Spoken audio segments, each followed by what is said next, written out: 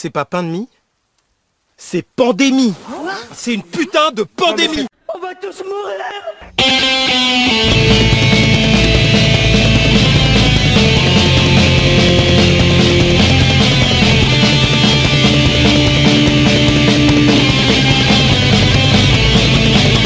Chers auditeurs de Radio Virus, bonjour. Nous sommes heureux de vous retrouver après ce congé pascal. Et sans tarder, nous commençons cette émission par un petit retour sur les annonces d'hier. Hier, le petit Emmanuel a présenté en direct sa pièce de théâtre qu'il avait sagement répétée avec sa prof de français en confinement strict. Passons en revue rapidement les différentes scènes et actes qu'il nous a offerts. Tout d'abord, il a gentiment coupé la population en trois. On apprend que la première ligne, en gros les soignants, a réussi à soigner tous ceux qui se présentaient. Il va falloir vérifier, mais je reste dubitatif. Certains médias rapportent en effet que les trop vieux, pas rentables, pas soignables sont envoyés chez eux dans certaines régions. Ensuite, il y a la deuxième ligne. On y apprend que les journalistes sont au même niveau que les agriculteurs, électriciens ou caissiers. Va comprendre. Et puis il y a les autres quoi. Nous, qui grâce au babysitting de la gendarmerie, sommes sagement restés chez nous. Ensuite, il parle préparation. Il paraît que contrairement à ce qu'on a dit dans les médias, finalement, on n'était pas assez préparé. Mais faut pas s'inquiéter, c'est partout pareil. Sauf qu'au Portugal, ça se passe pas trop mal, qu'en Allemagne, ils ont plus de lits et plus de tests, et qu'en Corée du Sud, ils n'ont pas tenté de mettre des affiches dans les aéroports, et que du coup, ils vont mieux que nous. Enfin, il y a une pénurie mondiale de matos, donc tout va bien. Il avait pourtant dit que stocker des masques était idiot, vu qu'on pouvait en acheter facilement. Rassurez-vous, les commandes sont passées. On a un minimum 2 semaines de délai quand les Amerlocs nous volent pas le matos, ou le Mossad. Donc pas trop vite, hein. De toute façon, les informations étaient changeantes et parcellaires. Les sangliers ont mangé des cochonneries, le terrain était trop lourd, enfin bref, les décodeurs du monde n'ont pas bien fait leur boulot quoi. Après il nous sort le couplet classique de La République en marche. T'as des gars qui depuis un mois s'arrachent le cul à trouver des solutions, dans les hôpitaux ou dans les champs, dans les commerces et les usines, sans la moindre aide de l'État, le chômage partiel n'étant toujours pas versé, et il te dit limite que c'est grâce à lui. On apprend que le 11 mai sera le début de la fin du confinement. Mais attention, hein, si vous êtes sage. Ensuite, le petit Manu a écrit, avec un peu de retard, sa lettre au Père Noël. Il souhaite que les banques décalent les différentes échéances et il y sera attentif. Il veut mettre en place un plan spécifique pour le tourisme, l'hôtellerie et la restauration. Il demande aux élus locaux de verser des aides aux familles les plus démunies. Tu sais, ces élus locaux qui n'ont plus un rond car on leur a supprimé les rares taxes qu'ils avaient et ils sont coincés en communauté de communes. Mais tout ça, c'est son groupe de copains qui en parlera demain à la récré, #Conseil des sinistres. Surtout ce qui est important, c'est que toutes les garderies vont rouvrir pour les enfants mineurs. Oui, parce que l'école c'est de l'occupationnel, hein. Fait belle lurette qu'on n'y apprend plus grand chose, mais ça permet à papa et maman d'aller trimer pour un SMIC sans devoir rentrer à la maison. L'enseignement supérieur, lui, peut rester fermé jusqu'à septembre, ces braves chenapans savent s'occuper tout seuls dans 9 mètres carrés insalubres. Ainsi, on va pouvoir tous retourner au travail. Mais travail uniquement, hein, pas de loisirs pour les ouvriers. Les bars, hôtels, centres de vacances, stades, tout ça reste bien sagement fermé, sinon il y aura des distractions et c'est Roux de Bézieux qui va faire la gueule. Bon, on enchaîne, parce qu'il parle beaucoup trop longtemps Emmanuel. Brigitte ne lui a pas fait le cours sur la concision et il a préféré Corneille à Racine, dommage. Après les annonces du plan quinquennal qui n'arrivera pas, c'est l'heure du deuxième acte, celui du changement. Il nous parle production nationale, le truc impossible car le coût du travail en France est trop élevé, enfin c'est ce qu'on m'a toujours dit. Bon, ça marche pas pour le numérique, la production nationale. C'est Google et Apple qui feront l'appli de flicage. Dommage.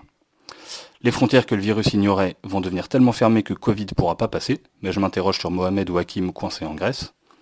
Les masques vont devenir grand public, et ça c'est une chic idée pour Sibeth qui est perdue avec les masques de spécialistes. Reste à en trouver un qu'elle pourra assortir à sa garde-robe. On va investir dans la recherche, puisqu'on file tout ensuite aux Chinois qui ne veulent pas nous rendre grand-chose. Donc les labos de bonjour devant eux, les chercheurs du public un peu moins. Et puis t'as le troisième acte, il a bien bossé celui-là Manu, il a failli me faire chialer. Finalement, le Gaulois ne serait pas si réfractaire que ça en fait. On est tous beaux, gentils, solidaires et aimants. Fraternel aussi, c'est important pour les copains ça. On est tellement gentils qu'on va aller aider l'Afrique, peut-être même annuler une partie de leurs dettes. En revanche, petit artisan, t'as intérêt de déménager vite fait à Bamako, parce que ta dette à toi, tu vas la payer. Et puis il y a une phrase magique, les distinctions sociales ne peuvent être fondées que sur l'utilité commune. On a donc le droit d'aller tirer la bagnole du commercial pour l'offrir à une infirmière ou de piller le banquier pour financer l'hôpital. Enfin, ça reste à déterminer par le gouvernement dans les jours qui viennent, je crois. La conclusion est belle. On va se ressouder avec cette crise, prouver notre humanité.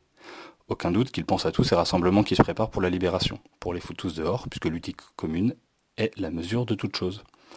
Nous aurons des jours heureux, qu'il dit, en pompant le Conseil national de la résistance. Le pied de nez ultime de celui qui a commencé et continuera à flinguer les acquis sociaux. La pièce était belle, vibrante, un théâtre magistral, où rien n'est vrai et tout se lit en creux. On sera là à la sortie de la crise pour rappeler toutes ces belles déclarations et les mettre en pièces à conviction. Nous enchaînons avec les actualités. L'actualité de ce mardi 14 avril. Matrice. Les banques réfléchissent à relever le plafond des paiements sans contact pour limiter l'utilisation d'argent liquide et ainsi nous sauver du Covid-19. La crise va nous mettre sur la paille, il va falloir ressortir les billets de Monopoly pour pouvoir mettre en place une économie parallèle. Voisinage. La police d'une ville du Royaume-Uni a lancé une page internet pour dénoncer facilement son voisin qui ne respecte pas le saint confinement. Ils ont été obligés de le faire, le numéro d'urgence était surchargé d'appels de dénonciation. En France, on sait faire aussi. Les commissariats sont assaillis de délations. Le maire de Montgeron, en Essonne, a quant à elle incité ses administrés à dénoncer les cas de non-respect du confinement. Heureusement qu'on est en démocratie, sinon j'aurais peur. Mytho. Notre mafieux marseillais qui nous sert de ministre de l'Intérieur a nié en bloc avoir réquisitionné par l'État des masques commandés par les régions. Sauf qu'un arrêté du 4 avril prouvait le contraire. Il a fini par se repentir et reconnaître la boulette. Lui aussi, il fait de Pâques et fait comme Saint-Pierre. Cache-cache, un nouveau cas d'Ebola en République démocratique du Congo, juste avant l'annonce de la fin de la pandémie le 12 avril. Une belle petite feinte de ce virus oublié de tout le monde. Mariage. Google et Apple travaillent ensemble sur un système de traçage des populations, en rendant leur téléphone compatible pour échanger plus facilement des informations. S'il s'allie, globalement, ça pue. Le gouvernement n'exclut pas d'avoir recours à leur solution clé en main pour pister tout le monde. Comme le bon peuple est un peu tiède, Christophe Barbier propose un accès prioritaire aux tests et aux lits d'hôpitaux pour ceux qui auront installé l'application. Ils ont bien fait de refaire le plein de lacrymo. Traître. Le ministre de l'économie Bruno Le Maire a rappelé que le choix de l'endettement était provisoire. Il y a donc un moment où on ne sera plus endetté. Heureusement, cette crise a permis à chacun de se rendre compte que le service public était utile. En fait, non, ils veulent tous repartir encore plus vite comme avant. Roux de Bézieux, président du MEDEF, veut remettre en cause le temps de travail, les congés payés, les jours fériés, pour qu'on se retrouve enfin cette éternelle croissance. Et on le sait, quand ils sont beaucoup à répéter la même chose, ça sent la belle douille dans les cartons. Western. Les États-Unis continuent leurs petites annonces et offrent à présent 10 millions de dollars à qui pourra leur donner des informations sur les activités d'un haut commandant militaire du Hezbollah. Avec 10 millions de dollars, ils pourraient payer pas mal de masques ou des frais d'hospitalisation, ou encore les mettre de côté pour le chômage de masse qui arrive outre-Atlantique. Certains États ont décrété une journée de prière, que peut-il donc leur arriver? Mais qui suis-je pour juger? Martyr. Les élèves infirmières sont réquisitionnés pour soutenir les hôpitaux. Quand le stagiaire d'école de commerce en télétravail touche 1 000 € par mois, elles sont payées 50 € par semaine. Bien évidemment, sans matériel, sans masque et en charge de la toilette d'une vingtaine de patients mourants. Après, l'étudiant en commerce, lui, on ne l'applaudit pas à 20 h. Confinement. Tandis que l'État déploie drones et hélicoptères pour bien surveiller que la détente n'a pas lieu sur les plages et dans les forêts, aller travailler dans un métro bondé est toujours permis. Nouvelle dérogation possible pour vous rendre à la SPA adopter un animal. Il est probable que les chiens aient la cote, surtout de petite taille, facile à mettre dans un sac et à sortir en cas de contrôle. On attend la vague d'abandon massive à la fin du confinement. Conversion. Gilles Legendre, député La République En Marche, n'exclut pas de renoncer à la réforme des retraites pour mettre en avant un pacte républicain. Ils ont déjà fait une loi qui s'appelle comme ça, donc ça n'inspire rien qui vaille. Et si c'est pour remplacer un projet de loi par des ordonnances, ça promet. Sport. On a appris ce week-end que Julian Assange avait eu 2 enfants avec son avocate pendant sa réclusion à l'ambassade d'Équateur. L'occasion de rappeler qu'il est toujours mal en point dans une prison anglaise. Relance. Le gouvernement n'oublie pas de participer à l'effort économique et a commandé le 12 avril pour 3,5 millions € de drones pour sa police. Compare l'équipement d'un flic et d'une infirmière, tu verras où est la priorité. C'est tout pour aujourd'hui, à demain pour une nouvelle chronique d'actu. Alors qu'on nous appelle à l'unité nationale, penchons-nous sur le concept de nation dans ce premier point politique. Qui de mieux pour évoquer la nation que Charles Maurras? Dans Mes idées politiques, le maître de Martigues a défini la nation comme le plus vaste des cercles communautaires qui soit, au temporel solide et complet. Ajoutons à cette introduction la célèbre phrase de Jacques Bainville, « Le peuple français est un composé, c'est mieux qu'une race, c'est une nation ». Et l'on a une photographie assez claire de la manière dont a pu être théorisée la nation jusqu'au milieu du XXe siècle. On s'aperçoit que la nation est intimement liée à la notion de communauté et de peuple. À l'époque, on ne pouvait que difficilement conceptualiser les grandes migrations futures, rendues possibles par l'évolution des transports et l'explosion démographique. Rappelons-nous que la population africaine, par exemple, est passée de 140 millions d'individus en 1900 à 1 milliard en 2010, qu'il fallait encore près de 7 heures pour faire Paris-Marseille en 1980, contre 3h30 maintenant. Les critères pour définir la nation française, et qui semblaient être immuables en 1900, paraissent maintenant datés d'un temps révolu. Alors, comment peut-on définir la nation aujourd'hui, et était-ce encore un concept pertinent? Si Jean Bodin au XVIe siècle reconnaissait l'existence des nations sur un plan géographique et non ethnique, il concédait cependant que la géographie influençait les mœurs et les coutumes. Concept là aussi battu en brèche par la mondialisation McDonald's et la télévision par satellite. Si on suit Ernest Renan à la fin du XIXe siècle, il imaginait la nation comme un contrat renouvelé tacitement tous les jours entre chacun de ses membres. Là aussi, au vu de l'évolution des membres habitant le territoire français, on s'aperçoit que si l'on voulait même souscrire à l'idée farfelue du contrat rousseauiste, ce renouvellement semblerait de plus en plus illusoire. Je n'ose même pas évoquer ici le concept de la terre et des morts cher à Barès, tant cela semble tristement désuet dans un pays où l'on pique les vieux et où les cimetières sont peut-être aussi désertés que les églises. Le concept de nation française, du moins dans son acception traditionnelle, semble de plus en plus difficile à conceptualiser aujourd'hui, nous interrogeant même sur la dénomination de nationaliste qui nous a semblé évident pendant si longtemps. Nous assistons impuissants à la dissolution du peuple français, à la disparition des souvenirs de l'histoire de France et à la contestation de son existence même par des prétendus théoriciens en vue. Certains en viennent même à nier l'existence de la bataille de Poitiers en 732 entre Charles Martel et les Arabes, ou contestent le poids du baptême de Clovis dans l'histoire de France. Il faut probablement repenser notre rapport à la nation avec lequel nous sommes nés, et qui devient de moins en moins évident et naturel au fur et à mesure que le temps passe, et que les bateaux et les avions déversent à flot continu des immigrés et des produits manufacturés venus de l'autre bout du monde. Peut-être est-il temps de se revendiquer plus d'une civilisation, que l'on a déjà définie ici, que d'une nation aux contours théoriques déjà débattus par le passé, et aujourd'hui de plus en plus flous. Nous ne devrons pas nous battre pour des mots, mais pour des choses réelles et concrètes.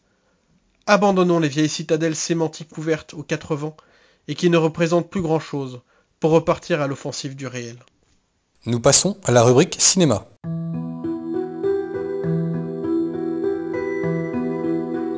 En 1999, le petit village d'Aulois, dans les Ardennes belges, est touché par la disparition d'un enfant. L'ami de celui-ci, Antoine Courtin, cache avec lui un lourd secret. Chaque villageois devient un potentiel suspect dans une affaire que la gendarmerie n'arrive pas à gérer convenablement. Qui donc a fait disparaître cet enfant? Et que nous cache le petit Antoine? 3 jours et une vie est le 9e film de Nicolas Boukref, un réalisateur français qui fait profiter le cinéma de son talent depuis la fin des années 90 en tant que réalisateur. Le Convoyeur, Made in France ou encore Cortex, je vous invite à vous pencher sur sa filmographie, elle vaut le détour.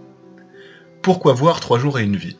Le film est sorti dans nos salles obscures en 2019 et n'a clairement pas eu le succès qu'il mérite. Il est adapté du livre éponyme de Pierre Lemaitre, écrit en 2016.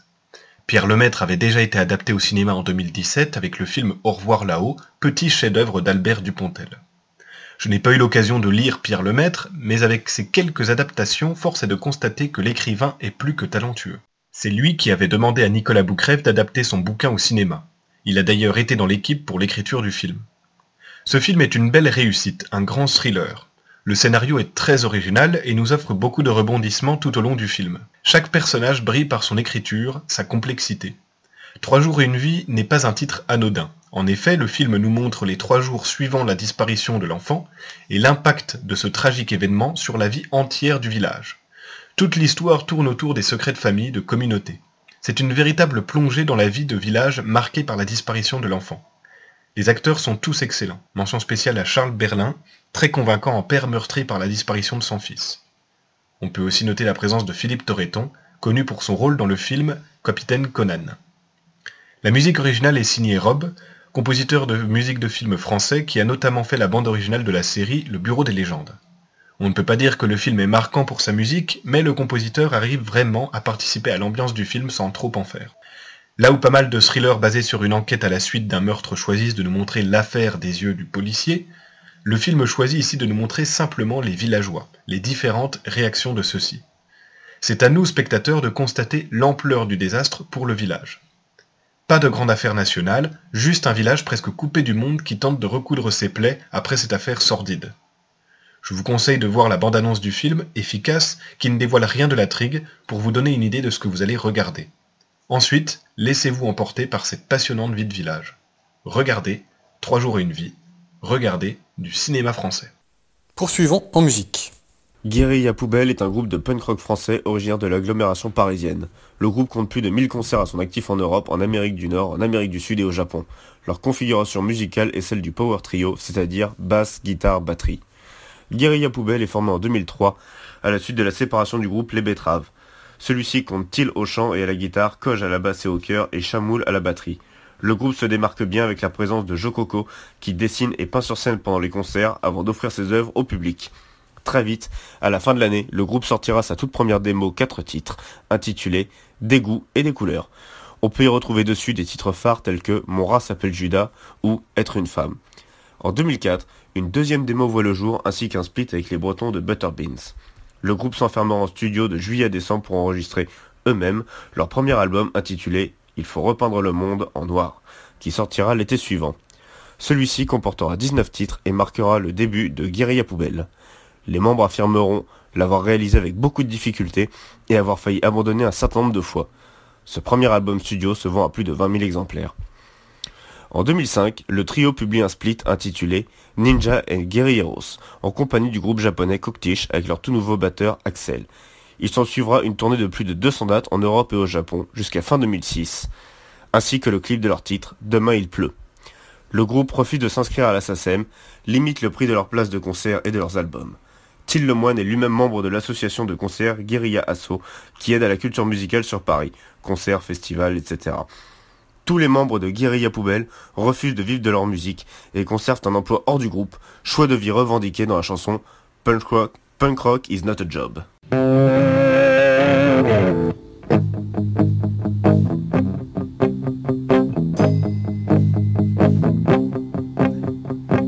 À quoi ça sert, on est tous morts. À quoi tu sers, je t'aime encore.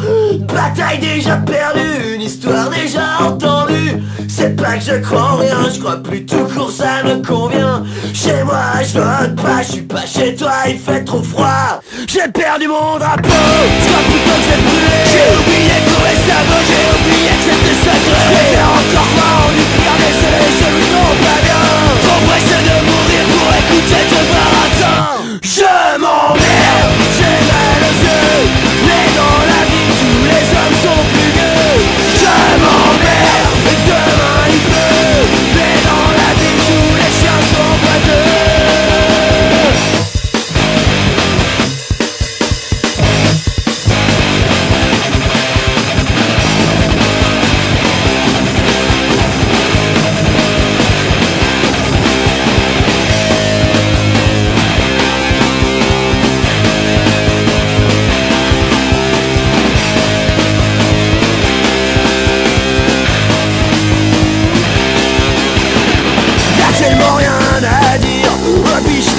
Y'a tellement rien à faire. Oblige d'avoir l'air conditionné, auditionné, attentionné, c'est oublié. Une vie pourrie vaut mieux qu'une putain d'illusion. Il serait pourri vaut mieux qu'une putain d'illusion. Trop d'émotions à exprimer, heureusement qu'à la page je pue pour te rappeler que demain il pleut.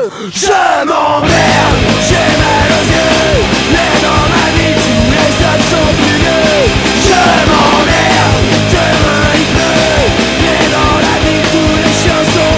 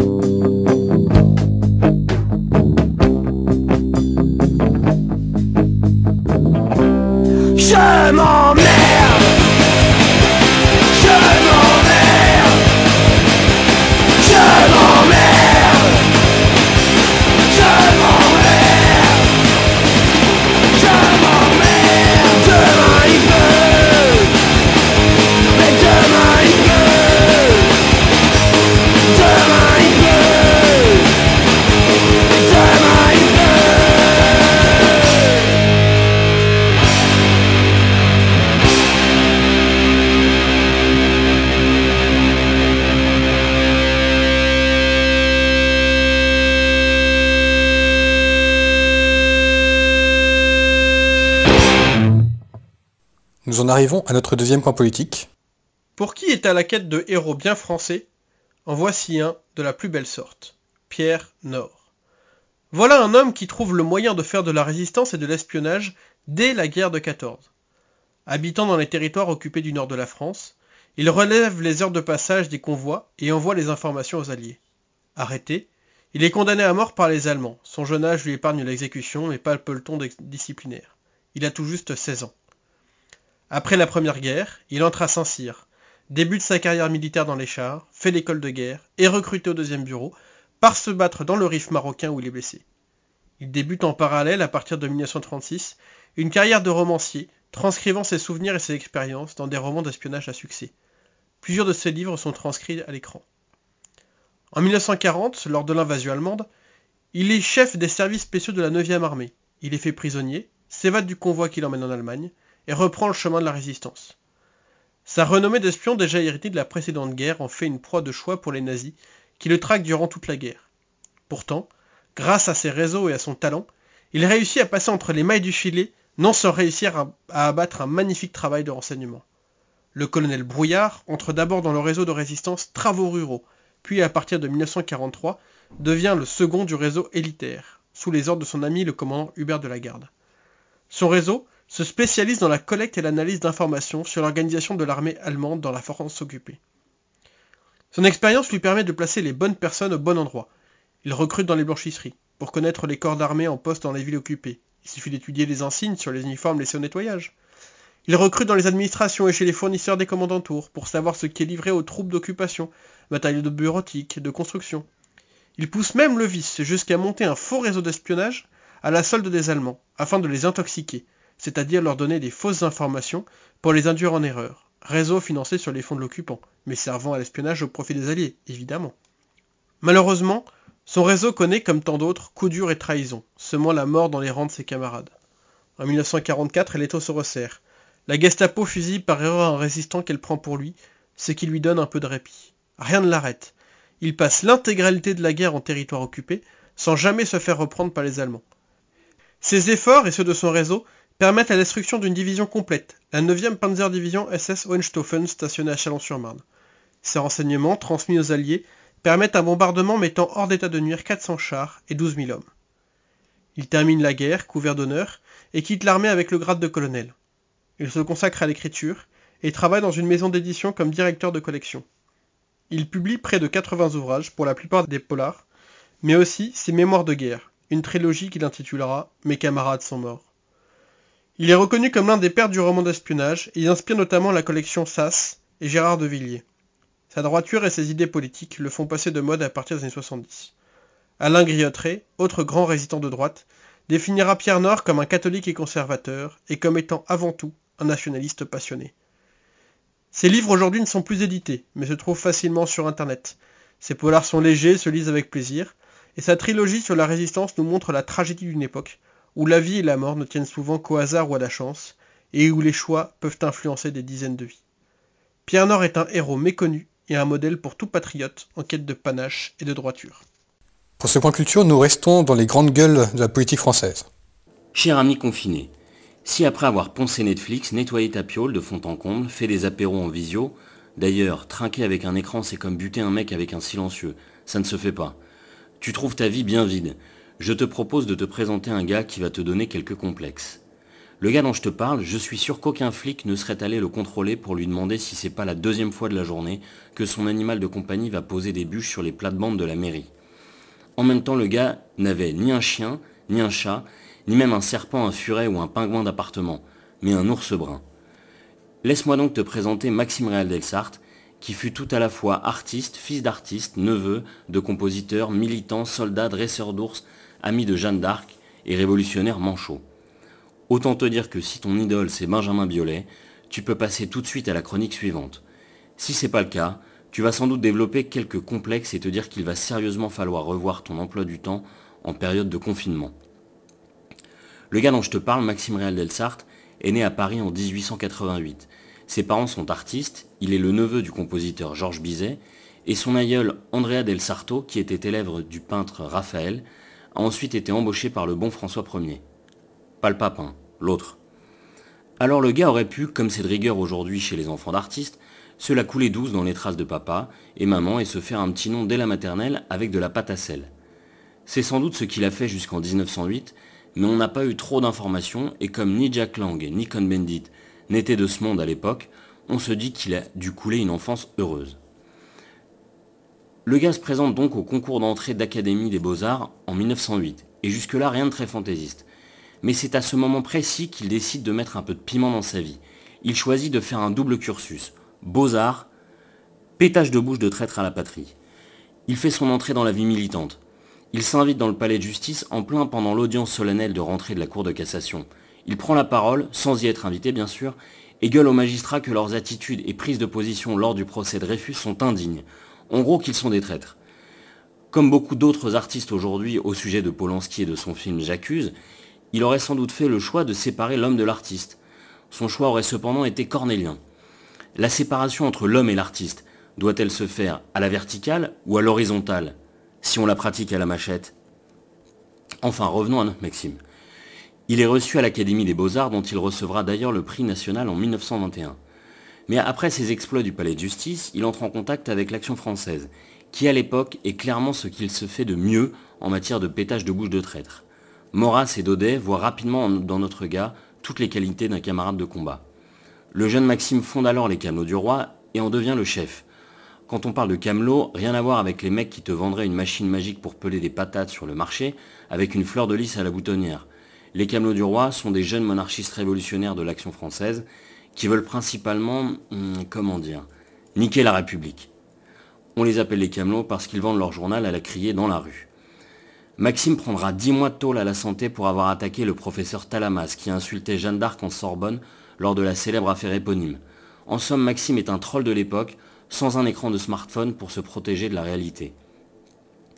Maxime défendra toute sa vie la figure de piété, de vertu et de courage qu'incarne Jeanne d'Arc.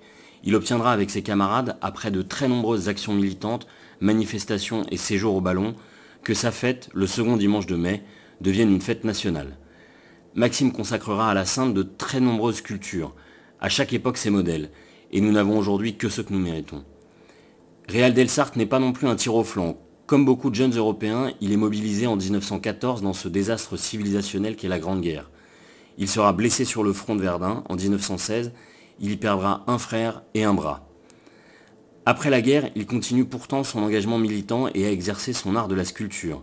Il sera même étonnamment productif, puisqu'on lui attribue une centaine d'œuvres durant sa vie, dont une bonne part de monuments aux morts et d'œuvres commémoratives de la Grande Guerre. Il s'installe au Pays Basque et adopte un ours. Oui, tu m'as bien entendu, il adopte vraiment un ours, qui devient son animal de compagnie et qui l'emmène partout avec lui, y compris lorsqu'il va manifester à Paris en train. J'imagine la tête des contrôleurs dans le train, ou des flics qui se font charger par un manchot tenant un ours au bout d'une chaîne. Cette scène semble tout droit sortie de l'imagination de Tolkien. Maxime est de tous les combats. Il prend part à la grande manifestation du 6 février 1934. Il ira sans son ours et sera une nouvelle fois blessé. Il est de ceux qui donnent leur sang quand d'autres ne payent même pas leur cotise. Maxime Réal Delsarte est mort le 15 mai 1954. Au soir de sa vie, un de ses camarades dira de lui: si ce Français indomptable s'était mis à la remorque du pouvoir, au lieu de demeurer en toutes circonstances fidèle à son roi, il n'y a aucun doute que le pays légal l'aurait porté au nu, comme l'un des plus grands artistes de ce temps. Alors après une rapide comparaison entre sa vie et la mienne, un malaise me gagne. J'ai soudain l'impression que le glorieux président Mao me fixe dans les yeux et me somme de faire mon autocritique. Note pour plus tard. Cherchez sur le bon coin comment se procurer de la pâte à sel, un ours et une très grosse paire de couilles. On se revoit de l'autre côté, camarades. Et d'ici là, n'oubliez pas que les excuses pour ne pas s'engager, c'est comme les trous du cul, tout le monde en a. Prenons un peu de hauteur dans la visite quotidienne. Aujourd'hui, prenons de la hauteur et franchissons la vallée du Tarn à plus de 350 mètres du sol. Empruntons l'un des ouvrages d'art les plus spectaculaires de France, le viaduc de Millau. Inauguré en décembre 2004, il aura mérité 16 ans de travaux pour qu'il puisse voir le jour. Ce viaduc sert à désenclaver le Massif central et permet de relier la péninsule ibérique au reste des axes routiers européens. C'est un ouvrage majeur où a pu rayonner le savoir-faire français. Il est reconnu par tous comme un ouvrage architectural majeur du XXIe siècle. Nous ne sommes pas conservateurs ni déclinistes. Nous savons reconnaître quand la France tient son rang, botte des culs et sait montrer à ses petits copains que si elle le voulait, elle pourrait toujours être la reine de la récré. Ce viaduc se découpe dans le ciel. Les haubans, câbles monumentaux qui assurent le tablier à l'horizontale, font reconnaître ce pont entre mille en lui donnant un air de voilier traversant les nuages. Il réunit grâce, esthétisme et savoir-faire. C'est le pont de tous les records. Ce viaduc est le plus haut du monde. Il double le pont de l'île Rouski en Russie en lui mettant 20 mètres de plus dans le nez. À 343 mètres de haut, la tour Eiffel passe crème en dessous. Les pylônes eux-mêmes font l'équivalent d'un immeuble de 29 étages. Sans parler de son poids, qui correspond à 5 porte-avions Charles de Gaulle armés et équipés. Ce pont a été construit de façon maligne. Au lieu d'aller au fight avec les écolos comme l'aéroport Notre-Dame-des-Landes, la conception a été réalisée de façon réfléchie et responsable, main dans la main avec les défenseurs de la nature, les agriculteurs et les acteurs économiques de la région. Donc, sur les terres de José Bové, on n'a pas vu de ZAD ni de manifestations monstres, parce que tout le monde poussait dans le même sens, dans l'intérêt de la région et de l'axe routier. Comme quoi, être écolo, ça ne veut pas forcément dire être un crasseux défoncé au crack qui bloque pour bloquer. Ça ne veut pas forcément dire non plus détester l'innovation par principe. Ça veut surtout dire mettre un taquet aux requins et respecter les agneaux. Bref, c'est le bel ouvrage, c'est une belle région, c'est français, ça fait plaisir. Donc si vous vous baladez dans le Tarn, faites un crochet pour enjamber la vallée et soyez fiers. Il est temps de retrouver la chronique littérature. Stephen King est un écrivain américain né le 21 septembre 1947 à Portland dans le Maine. Il publie son premier roman en 1974 et devient rapidement célèbre pour ses contributions dans le domaine de l'horreur, mais écrit également des livres relevant d'autres genres comme le fantastique, la fantasy, la science-fiction et le roman policier. Tout au long de sa carrière, il écrit et publie plus de 60 romans et plus de 200 nouvelles, dont plus de la moitié sont réunies dans 10 recueils. Longtemps dédaigné par les critiques littéraires et des universitaires, car considéré comme un auteur populaire, il acquiert plus de considération depuis les années 1990, même si une partie de ces milieux continue de rejeter ses livres. Il est régulièrement critiqué pour son style familier, son recours au gore et la longueur jugée excessive de certains de ses romans. A l'inverse, son sens de la narration, ses personnages vivants et colorés, et sa faculté à jouer avec des peurs des lecteurs sont salués. Il aborde régulièrement les thèmes de l'enfance et de la condition de l'écrivain, et brosse un portrait social très réaliste et sans complaisance des États-Unis de la fin du XIXe siècle et au début du siècle suivant. Il est étrange de trouver sur cette fréquence un billet sur un auteur ô combien contemporain et mainstream. Néanmoins, il peut apporter quelques petites choses intéressantes dans les thématiques récurrentes de ses romans. Il regroupe souvent des personnages de différents horizons, dans des situations où les autorités sont au mieux dépassées, au pire complices des événements. Ces personnages, bons ou mauvais, sont dotés d'identités brossées avec talent, au point de leur donner une individualité propre. Au fil de l'histoire, ils doivent effacer sans la renier cette identité, si spécifique pour se fondre dans le petit groupe des héros. Ils deviennent ainsi des pièces d'un puzzle, tantôt lumineux ou sombre, qui peut accomplir son but et finir l'histoire victorieuse des créatures qui se dressent sur leur poutre. Au contraire, un destin tragique attend les personnages solitaires et individualistes. Je pourrais vous parler du roman Le Fléau, parlant d'une super grippe qui décime 99% de la population humaine, mais ce n'est pas vraiment d'actualité, n'est-ce pas? Ou encore ça, adapté et réadapté de la télé et au cinéma. Mais non. Il a commencé son œuvre majeure au début de sa carrière en 1970 et verra Roland Deschaines, illustre fils d'une lignée perdue remontant à Arthur l'Aîné, partir pour une quête épique durant une saga de 8 tomes, écrit et publié sur plus de 30 ans. Cette épopée arthurienne emprunte à tous les codes du roman de chevalerie et du fantastique qui n'aurait que peu à envier à Tolkien, regroupant l'essentiel des univers qu'il présente, un vrai MCU avant l'heure. Vous y rejoindrez un vieux pistolero, à mi-chemin entre Clint Eastwood et Viggo Mortensen, solitaire virtuose des armes à feu qui ferait passer Lucky Luke pour un clown de cirque. Sur sa route, un grand ennemi sombre et manipulateur. Le tout dans un monde au bout du rouleau, usé jusqu'à la trame de son existence, où se croisent des peuplades retournées à une époque de fermiers, cow-boys, de chevaux et de baronnies, chevauchant autour de ruines remplies de machinerie aux technologies dépassant les connaissances les plus érudites, mais réduite à l'état d'épave fonctionnant de façon sporadique et essoufflée, sans espoir d'être un jour réparée. Sa quête, la tour sombre, grand axe des mondes et remède à la fin de son temps. La magie, les vieilles technologies, les pistoleros et autres créatures crânées ou mutées enrichissent cette épopée. Il apporte une nouvelle facette plus sombre à l'univers du steampunk. Des personnages attachants se grefferont à son aventure, telle une confrérie formant leur cathète, comprenait leur communauté, sur le chemin d'un rayon liant la tour aux univers littéraires de ce romancier. Survie, autonomie, débrouillardise et esprit de communauté seront les maîtres mots de cette épopée. En vérité, il est difficile de juger l'œuvre de Stephen King sans avoir lu les tomes de La Tour Sombre. Ça reviendrait à avoir une opinion sur Tolkien sans avoir lu Le Seigneur des Anneaux. La Tour Sombre est le Jupiter de mon univers, déclarera-t-il dans une interview alors au sommet de sa notoriété. Lisez celui-ci, et peut-être voudrez-vous pister la tour à travers les autres romans, à classer dans la lecture d'aventure et de divertissement. Nous retrouvons les émérites du jour. Éphéméride du 14 avril. Chers auditeurs, en ce jour funeste, nous commémorons la mémoire d'un homme, dont la vigueur n'avait d'égal que sa prodigalité, un homme qui avait compris les grands principes de rendement et de productivité. Le 14 avril 1687 mourait donc Pierre Tremblay. Mais qui diable pouvait être ce Pierre? Eh bien, tout simplement, l'Abraham québécois, le père de toutes choses.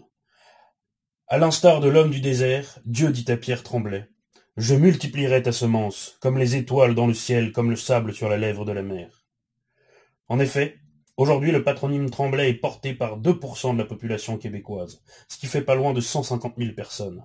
Chapeau l'artiste. En parlant d'hommes qui sèment des petites graines, le 9 avril, c'est aussi le jour du rappel à Dieu de Serge III. Le bon Serge, en fait, c'est un pape, le 119e pour être exact. Avec son règne commence un épisode peu glorieux de la papauté, la pornocratie pontificale. Cette période, qui dura de 904 à 963, et le temps de 12 pontificats, est marquée par la grande influence qu'exercèrent des courtisanes au Saint-Siège. Pour la petite histoire, l'une d'elles, prénommée Marosia, donna un enfant à Serge III. Cet enfant, comme beaucoup d'autres, suivit le plan de carrière paternel et devint pape, sous le nom de Jean XI. On est là, on vous parle du miracle de la vie, de choux, de cigogne, on a presque l'air niais. On en oublierait presque que nous, chez Radiovirus, ce qu'on aime, c'est la guerre, putain. La violence et les mecs en petites jupes de cuir qui s'agitent dans des mares de sang. Du coup, même si comme pour le bon Sylvester, c'était pas notre guerre, on va vous parler de la bataille de Bedriacoum. En 69, année érotique, c'est un peu le bordel chez nos amis les Romains. D'ailleurs, on appelle cette année celle des 4 empereurs. Après le suicide de Néron et la fin de la dynastie julio-claudienne, c'est un peu le jeu du trône musical. Tout d'abord, c'est Galba qui s'empare du trône. Mais, après avoir commis de grossières erreurs, il est assassiné par la garde prétorienne qui agit pour Othon.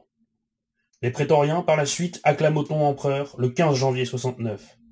Mais, dans le même temps, Vitellius, le gouverneur de Germanie et ancien ami de Galba, se fait aussi acclamer empereur par ses hommes.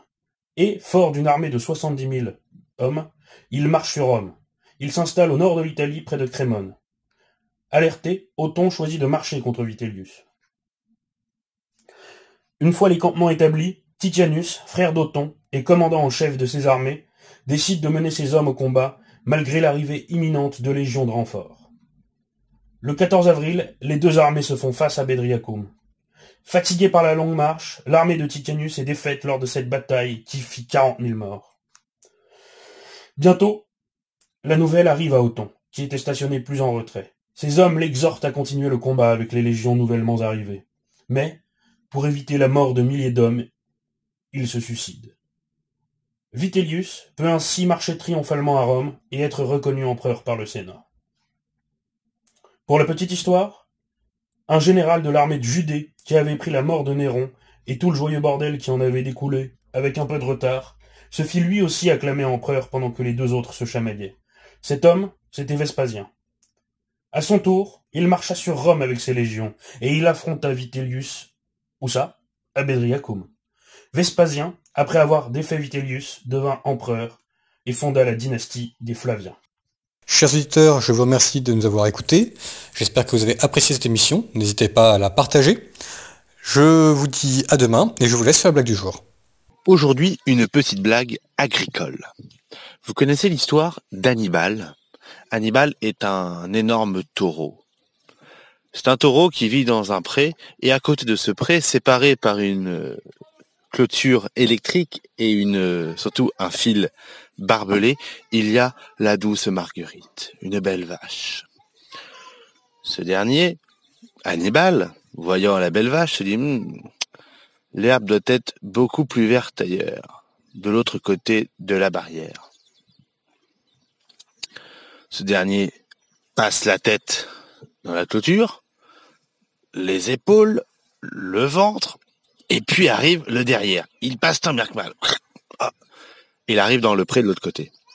Et là, Marguerite lui demande « dis donc, qu'est-ce que tu fais dans mon pré? Comment tu t'appelles ?»« Appelle-moi Annie, parce que les balles, elles sont restées derrière. »